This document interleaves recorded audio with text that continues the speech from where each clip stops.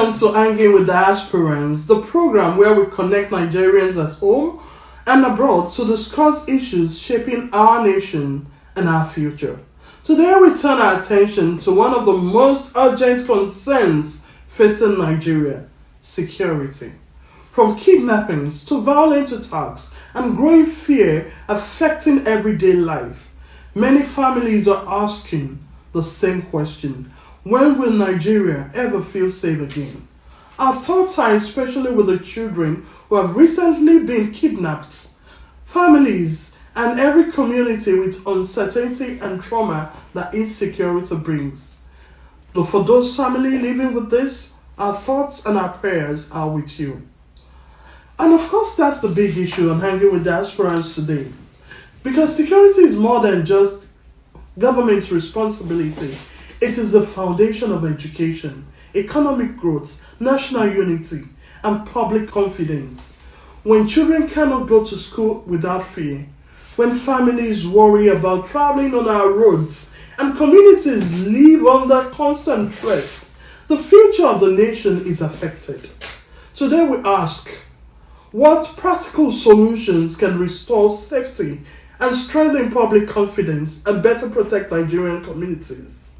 To help us explore these important questions, we're joined in the studio by none other than Dr. DOYIN ODEBOWALE, former Senior Special Assistant to the late Ondo State Governor Oluwarotimi Akeredolu. This question is this. Many Nigerians are asking, how did Nigeria move so quickly from relatively stable security and a secured environment in most of its region now to atmosphere of banditry, kidnapping, violent crimes, and it appears widespread? What did we do? Well, I think it was only a matter of time, for us to, if we had been perspicacious enough, if we had taken our time to understand the terrain, to study the problem, it should not have been difficult for us to know that this is the result that we'll be getting. The fact that at the time the issue of insecurity was restricted to the northeast of Nigeria, gave us this false sense of complacency. We felt that it could not come down south. We felt it could not come down until they started to move towards the south. And what was initially associated with herdsmen, who moved their cattle into farmlands and attacked farmers, burned down villages for them to occupy, and the federal government pretended as if nothing was happening. We started on the plateau, by killing people, displacing them, renaming their villages. Buhari shot, just kept quiet as if nothing was happening. Malami, all of them kept quiet.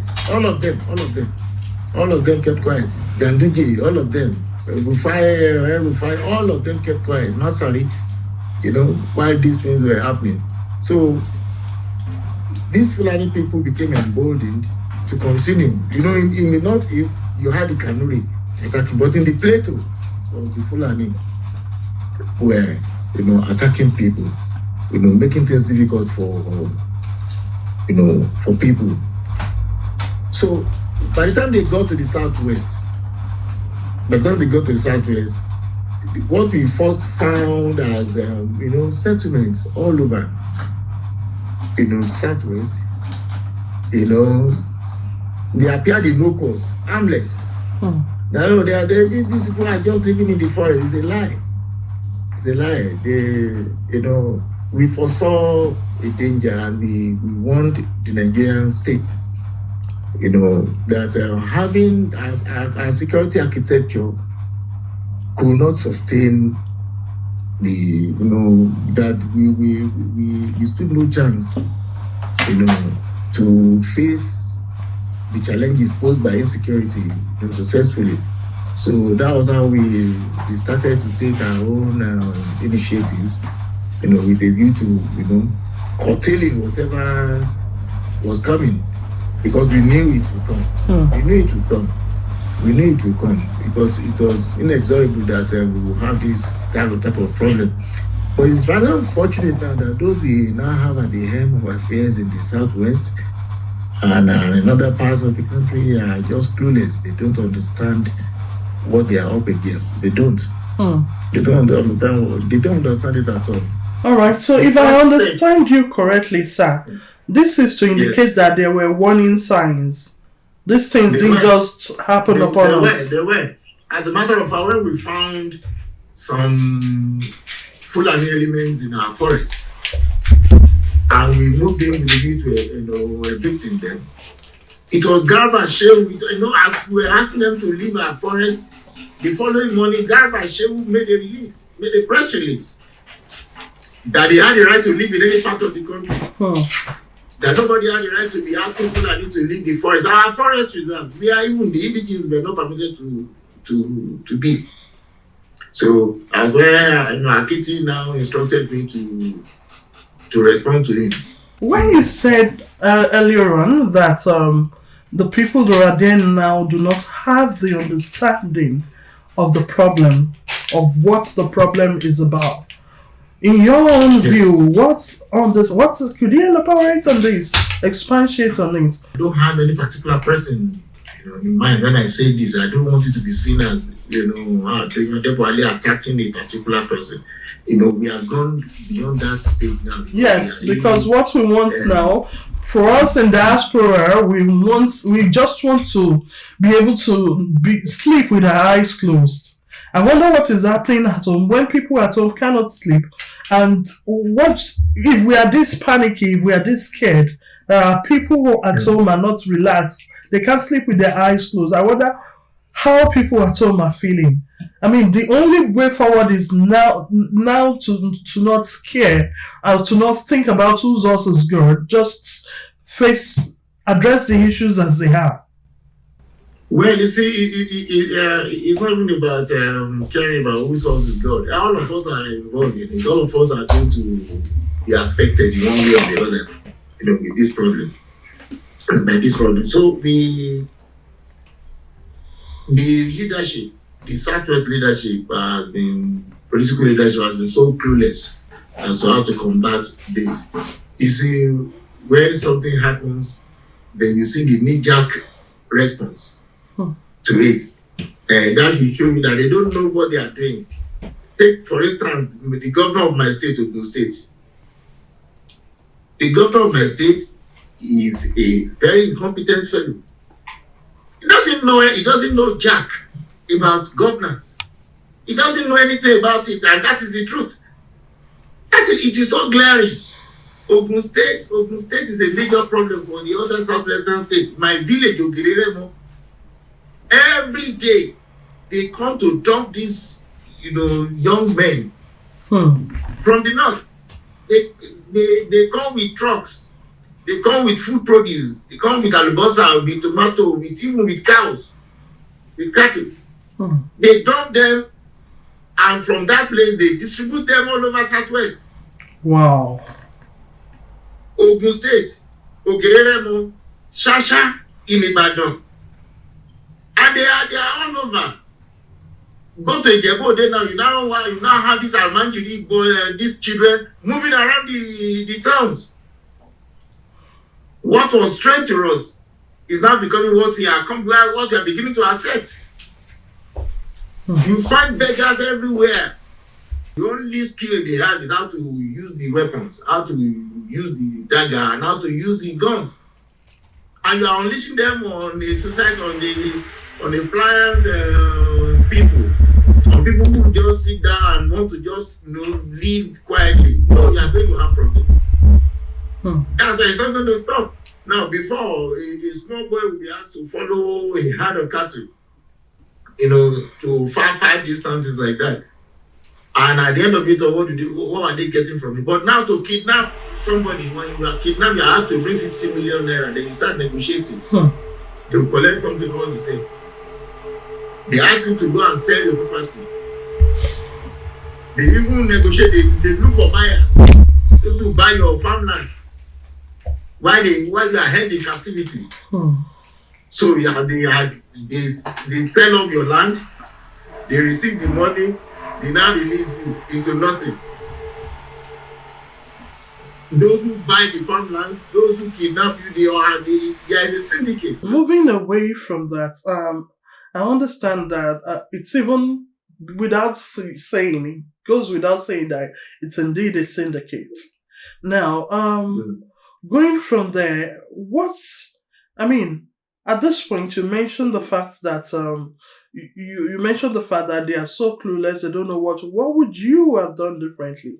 The very first thing you do as a person who's in charge of lives and property is mapping. You have to map your own territory.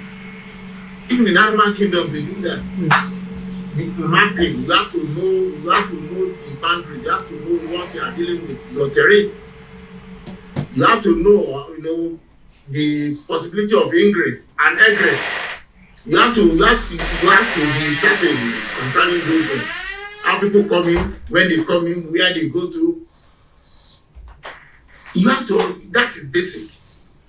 So if you're unable to know that, and you delegate that responsibility to some people you call SSA or SA or what have you, you are a useless governor.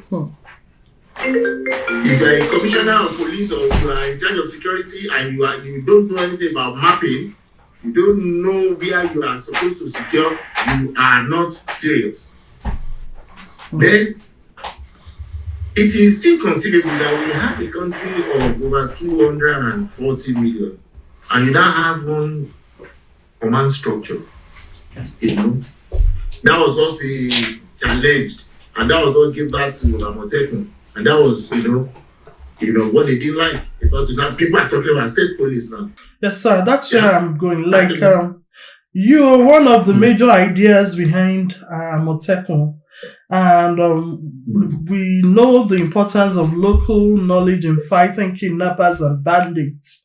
But how effective has this been? Recently, given the current kidnappings around the states now. Amotekun, was conceived as an idea of securing the geographical space we know as Southwest. Amotekun.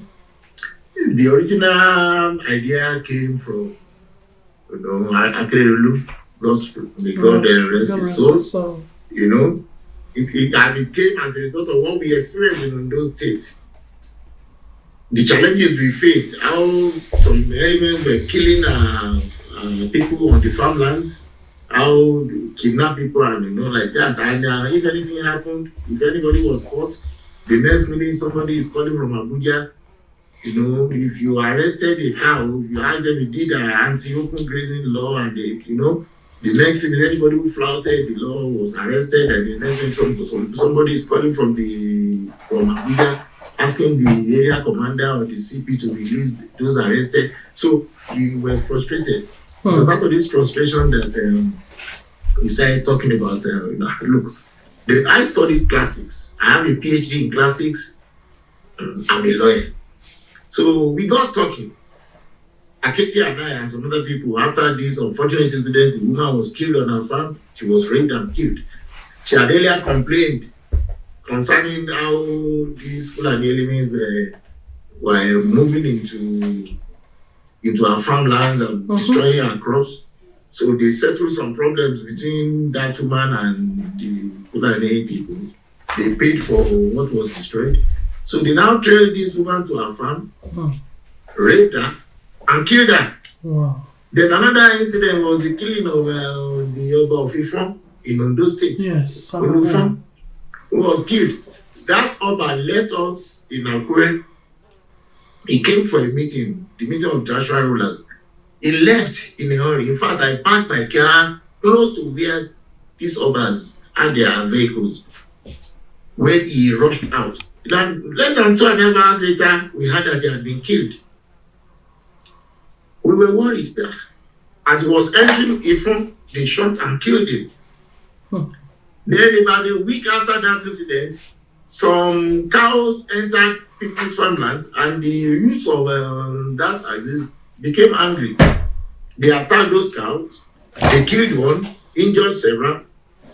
Then they now come from Abuja that we must produce those who injured, those who killed the cow and injured the others. The whole king was killed. Nobody was bothered. Nobody even called to commiserate. Nobody was interested in finding the killers of the king. But they called that we should produce those who killed the cow. What's the meaning of this? That the killing of a cow still falls within the criminal law of Ondo State. That will look into it as Ondo State, a subnational in Nigeria, that we are not going to do it. So it was at that point that I was in the office with some people, Aragbai and others, that I discussed with him the idea of the police, that you don't have a single command structure in a federal system. So we started with that. They said I should do a secret memo to him on it. And I did. And it was this secret memo that he used as a template when he discussed with the Dump Commission in Ibadan. Okay. The Dump Commission now took it as a project. The Dump Commission took it as a project and invited, intellectuals, scholars from the Southwest who sat in Ibadan and they held a meeting. Then once they came up with something, they came up even with the name Amotekun. It was Professor Tayo Adeshina, a professor of history, University of Ibadan, who suggested the name Amotekun, and the name was taken out because. So the whole idea is about breaking Nigeria into units, breaking the Southwest into units, breaking Ondo State into units, making sure that security is local. Intelligence gathering. The very first meeting we held in Ondo State was with local hunters. Akiti gave us the permission. By us, I mean Baba Dojuma and me. Dojuma was the SSA of security. While I handled this, special duties and strategy. So we had meetings with local hunters. And they were to be the ones who gather intelligence and all of this. But by the time the whole thing was established, I regret to say that they deviated from the original concept. That's the way you say they are no longer able to track kidnappers. The Amotekun you now have even want to become traffic wardens. The Amotekun you have are now becoming debt collectors. Those who now form the Amotekun that you will find in all southwestern states are those whose names politicians submitted. Their thugs, the land grabbers, their hitmen. That's why you cannot have any. If they are, stuck to the original plan. Yes, if they are stuck to the original plan, we couldn't have had any. In fact, right now we should be thinking about how to move further. But as things are now, we are stuck. You can see them, they pay back with francs. They want to replicate what the Nigerian police is doing. Any commander you find, just look at the rank like an IG. I'd like to take you back like a few steps at this point. The first is initially you mentioned you said they called from Abuja. Who is they in this scenario? You see, the police formation was such that the governor is the chief security officer of the state in name. While no policeman will take instruction from the governor, especially when you have any clash between the interests of the state and those of the federal government. So these cattle, most of these people you find around, they just rear cattle for big men in society. Local politicians, military men, and what have you. So when that happened and they just said that we should produce those who kill the cow, and Katie said they must be that they were not serious. That explains. So the organs in Abuja, the police leadership wanted their own commissioners commissioner in Ondo State, the area commander, under which that incident happened. That problem occurred. They wanted it to They wanted him to produce those who killed the cow. They were not interested in how a old king of a town died, but they were much interested in how a cow died. So we found that ludicrous. Yes, it is laughable. You also mentioned syndicates. I'm taking you back there again. Because insecurity in Nigeria, it's something, if we have all been to environments where it works, and we understand that these things are all network. If we watch a movie, ordinary movie, the first thing they tell you is to follow the money. Now, if huge amounts of monies are exchanging hands, precisely. If now we pretend to be running a cashless society, So we now to be driving your own money from your bank account, certain restrictions are placed on you. Now you now have a situation where as much as 50 million naira, 100 million naira is moved into the forest to pay ransom. If you release such huge amounts into the economy without marking them, without tracking, without marking, without notifying the police, collect the ransom. Yes, you collect the ransom and they just disappear like that. Okay, I give you a practical example. The Methodist of the prelate of the Methodist Church, of Nigeria was kidnapped. This man was with them and the kidnappers demanded 100 million naira as ransom. They were going to kill him. So his church mobilized and brought 100 million naira. They formed the security agencies. Close to where the man was kept and close to where the money was dropped, there was a military checkpoint. Those who took the money into the forest met the military. They didn't stop them, they didn't ask them for where they were going to. As if they understood. And they dropped the money and they released the prelate and nothing happened. No, but not one person was arrested or has been arrested till date. And up till now, we don't know what they want. Exactly. At the time, some people say, oh, they needed money, they wanted Sharia, they did this, then they used one of the captives to send a message to say that the government is lying against them. Yeah, they are not asking. Apparently, some smart criminals in Oyo State government or elsewhere had wanted to use that to collect 1 billion. So, like that. It's not a racket. How do we proceed from here? What do we do? Everybody is scared. Parents are scared. Students are scared. I mean, at some point, I felt we should have declared a state of emergency. Everything is just declaring a state of emergency is not so very problem.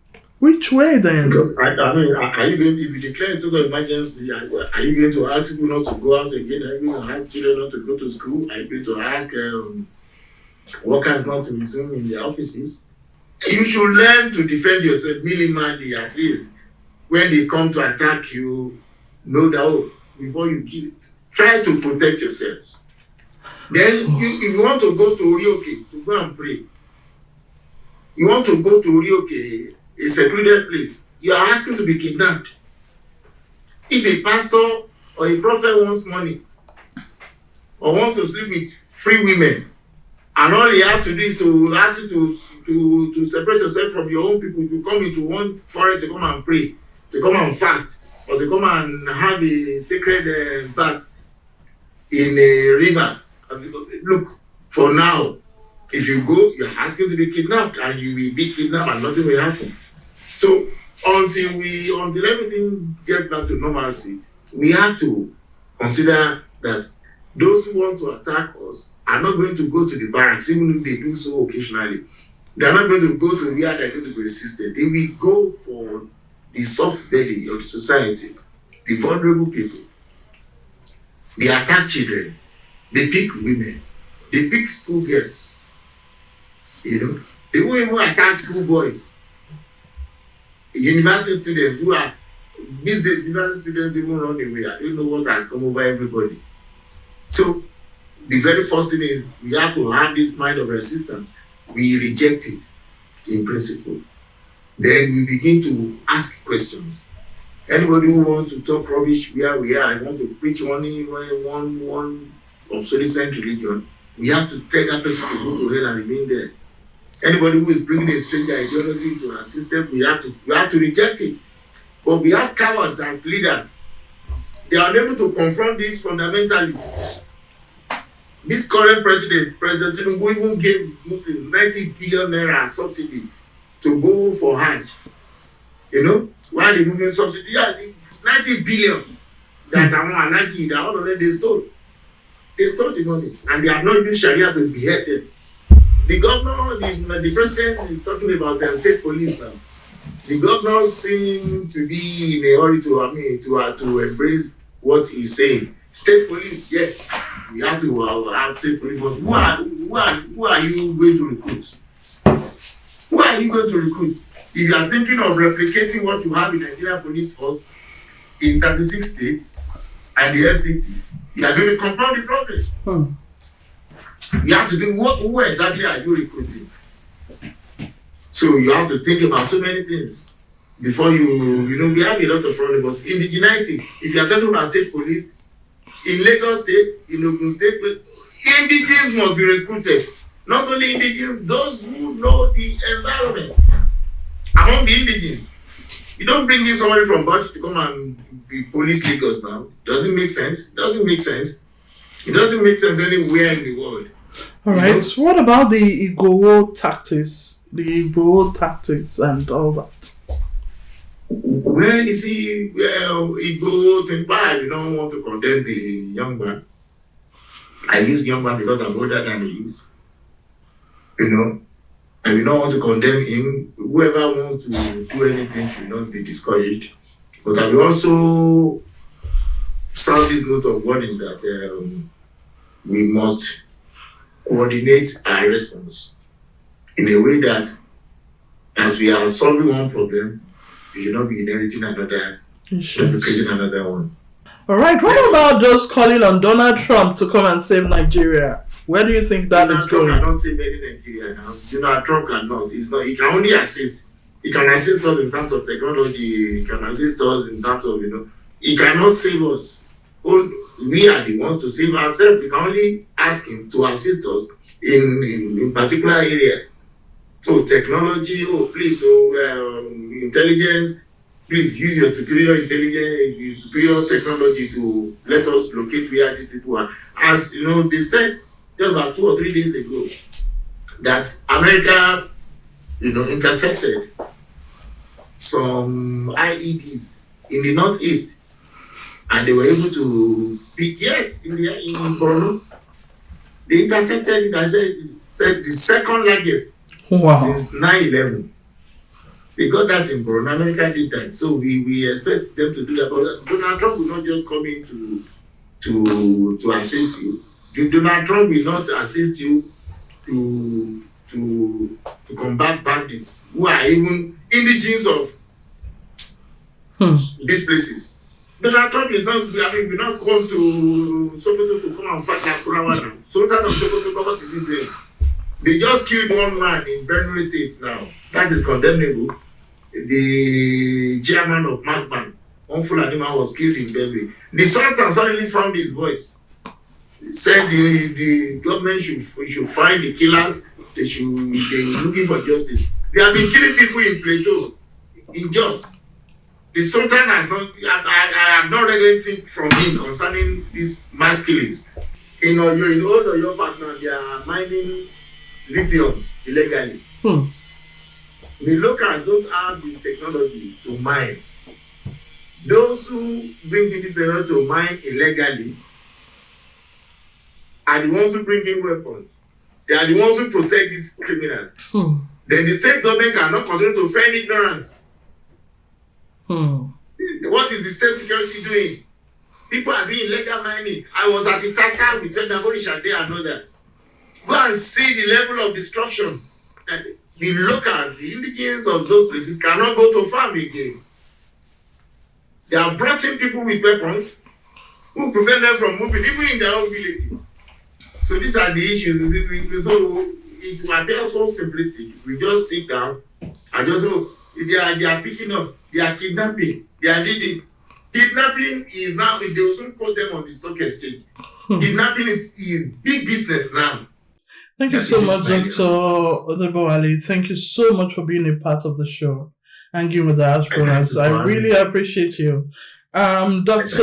Odebowale holds a PhD degree in classics from the University of Ibadan, and he studied law at the Obafemi Awolowo University, and is a solicitor and advocate of the Supreme Court of Nigeria, and a former senior special assistant to the late governor of Ondo State, Oluwarotimi Akeredolu-San, on special duties and strategy.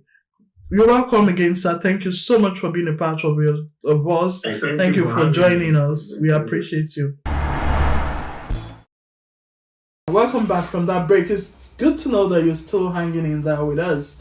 Though fear may shadow our streets, our courage, unity, and compassion will light the way to a safer Nigeria.